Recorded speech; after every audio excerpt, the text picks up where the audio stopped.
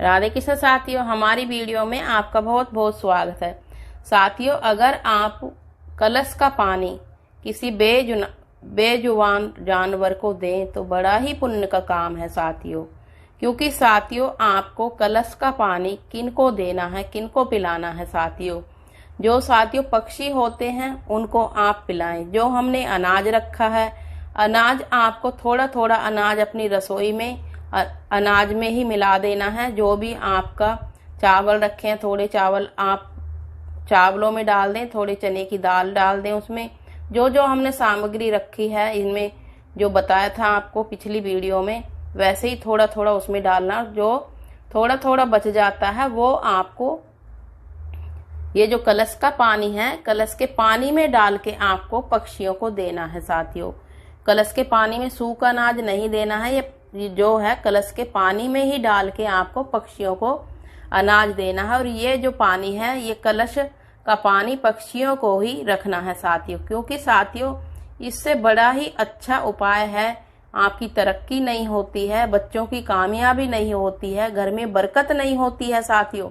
क्योंकि आप ये छोटा सा कलश किसी को देते हैं, किसी बंदे को देते हैं, तो वो नहीं इस्तेमाल करेगा, वो आपसे लेगा और फेंक देगा, ना ही कलश का पानी पिएगा। इससे अच्छा है आप बेजुबान पक्षियों को आप पिलाएंगे तो बहुत ही ज्यादा आपको पुण्य की प्राप्ति होगी। आपके 9 ग्रह मजबूत होते हैं साथियों पक्षियों को पानी पिलाने से और ये अनाज खिलाने से साथियों।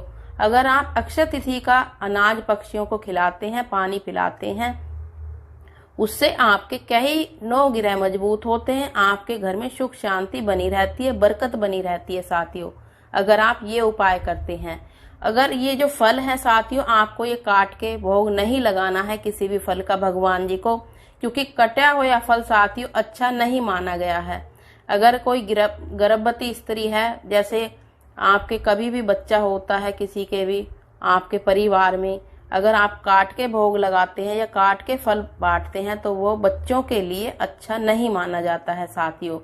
कटा हुआ फल अगर हम दान करते हैं या भगवान जी को भोग लगाते हैं, हमारे बच्चों को भी वैसे ही नुकसान होता है साथियों। आपको साबुत फल का साथियों भोग लगाना है और साबुत ही फल आपको बांटना है। कि जिसको भी दान करें, आप साबुत फल का दान करें साथियों। साबुत फल का ही भोग लगाना है आपको। जैसे आप कान्हा जी को भोग लगाते हैं, आप कटे हुए फल का, मैंने कई जगह देखा है, काट काट के फल रख देते हैं। आपको कटे हुए फल का कभी भी भोग नहीं लगाना है कान्हा जी को भी। क्योंकि साबुत फल का भोग लगाते हैं तो वो ही अच्छा माना जाता है, वो ही हमारे ग्रंथों में लिखा हुआ होता है। कभी भी आपको कटे हुए फल का भोग नहीं लगाना है साथियों। अगर आप पक्षियों को ये ऐसे अनाज और पानी का भोग लगाते हैं पक्षियों को, तो आपको बहुत ही अधिक लाभ होता है साथियों। अगर आप ये उपाय करते हैं तो देखना आपके बहुत ज्यादा आपको तरक्की मिलती है, आपके बच्चे कामयाब होते हैं, आपके घर में सुख शांति बनी रहती है, आपके मान सम्मान में तरक्की होती है साथियों, आपकी इज्जत बनी रहती है साथियों, यश की प्राप्ति होती है। कहते हैं ना, यश किसको नहीं चाहिए, किसको तरक्की नहीं चाहिए। क्योंकि साथियों, पैसा है तो सब कुछ है, नहीं तो पैसे के बिना कोई इज्जत नहीं है। क्योंकि हर आदमी आजकल पैसे के पीछे भागता है, पैसे की इज्जत करता है। मनुष्य की तो इज्जत है ही नहीं साथियों। कोई गरीब है तो उसकी कोई इज्जत नहीं करेगा, अगर पैसा है उनके पास तब इज्जत करते हैं साथियों। तो हमेशा इस बात का ध्यान रखें। अगर आपको तरक्की चाहिए तो आपको ऐसे ही पूजा करनी है। ऐसे ही आपको, जो हमने एक कलश में चने की दाल और चावल हमने मिक्स रखे थे साथियों, एक कलश में हमने बताया था आपको कि आपको उसमें जो है चांदी का सोने का सिक्का डालना है साथियों। तो जो चांदी का सोने का सिक्का नहीं रख सकते हैं कलश में, तो आपको ये जो हमने दाल और चावल रखे थे साथियों मिक्स करके, वो आपको रखने हैं अपनी तिजोरी में साथियों।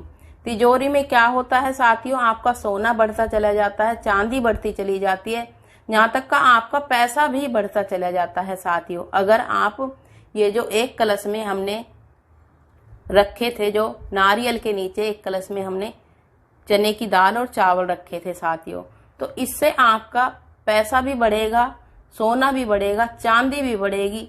घर में ऐसे बरकत रहेगी, जहाँ पे आप पैसे रखते हैं अगर वहां पे ही ये चने की दाल रखते हैं, चावल रखते हैं कलश में से निकाल के, वहां पे आपका पैसा बढ़ता चला जाता है। वहां पे साथियों हमेशा के लिए लक्ष्मी विराजमान हो जाती है। आपके घर में लक्ष्मी कभी भी जाती नहीं है और दरिद्रता आती नहीं है। साथियों आपको ये उपाय जब करते हैं, आपको छोटे छोटे उपाय अगर करते हैं तो आपको अधिक से अधिक लाभ होता है। साथियों तो वीडियो को साथियों विराम देते हैं। राधे कृष्णा, सुखी रहें। आपको जैसे हमने बताया है आशा शर्मा के उपाय में, वैसे ही आपको करना है, फिर बताना आपको फायदा हुआ है या नहीं हुआ। साथियों तो वीडियो को साथियों विराम देते हैं। राधे कृष्णा, सुखी रहें, सही रहें। चैनल पर नए हैं, चैनल को सब्सक्राइब कर दें, बेल आइकन दबा दें, इससे आने वाली वीडियो आपको नोटिफिकेशन मिल जाए। राधे कृष्णा।